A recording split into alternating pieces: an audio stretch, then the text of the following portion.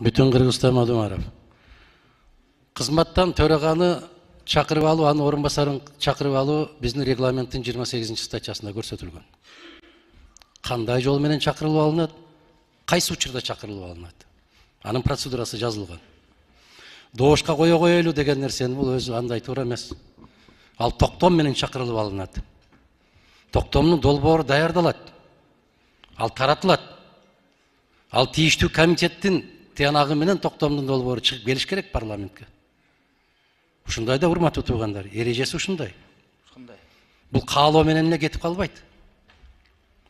Ошол төраганын, анын орунбасарын, убактылуу комиссиянын төрагасы дагы ушундай процедура менен дайындалат, ушундай процедура менен кызматтан кетет. Анан ушундай сунуш келип түштү, добушка кое коелу дегенде бул туура эмес болуп калат. Бардык нерсени мыйзамдуу алып барганга көнүшүбүз керек. Экинчи маселе. Туура жыйында алып барды. Мен ушул жерде бир эмес эки жолу сурадым. Бул парламенттик угубу, бул комитеттин жыйыныбы деп. Биринчисинде бир жооп берди, парламенттик угу. Парламенттик угу болсо 10 күн башта илиниш керек материал. Комитеттин жыйыны, комитеттин бүгүн биз токтом кабыл албайбыз, чечим кабыл албайбыз деп жарыялады. Чыңгыз мырза. Бул стенограммада бар. Кол койбой койгонго укугу бар.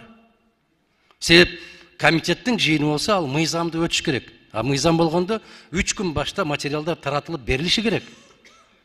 Комитеттин мүчөлөрү ошол менен тааныш керек, окуш керек, көрүш керек.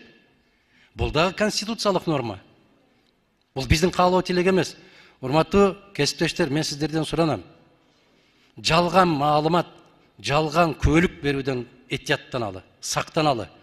Татыктуу кишини татыксыз деп, күнөөсүз кишини күнөөлүү деп чечим чыгарып коюш бул шариатта өтө чоң күнөө. Шашпагыла. Эгер кызматтан алабыз десеңер, алып үлгүрөбүз. Бирок эрежеси менен кеткенди